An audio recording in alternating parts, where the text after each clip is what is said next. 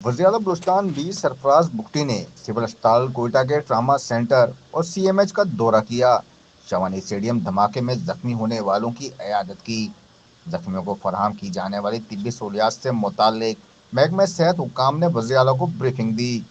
वज़ीर-ए-आला बलूचिस्तान ने जख्मियों और विरसा से मुलाकात की, इलाज मुआवजे के मेयार के बारे में दरियाफ्त किया।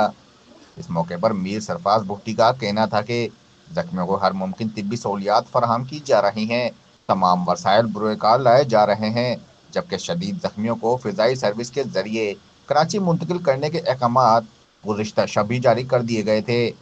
उनका कहना था कि इलाज मुआवजे में कोई कमी नहीं आने दी जाएगी।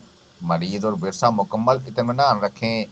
दहशतगर्द मासूम शहरियों को निशाना बनाकर बुजदली का मुजाहरा कर रहे हैं। दहशतगर्द बलूचिस्तान के अमन को सबूसार करने के लिए अपने नापाक अज़ाइम में कामयाब नहीं होंगे।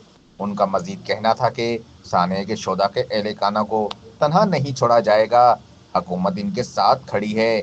इस मौके पर सूबाई वजीर सेहत मोहम्मद काकड़, पार्लिमानी सेक्रेटरी मोहम्मद खान लेहड़ी, रुकने सूबाई असम्बली अली मदद जदत, सेनेटर आगा शाहजेब दौरानी, सेक्रेटरी सेहत मुजीबुर रहमान, कमिश्नर कोयटा जहांजेब खान और डिप्टी कमिश्नर कोयटा मेहरुल्लाह बादिनी भी मौजूद थे।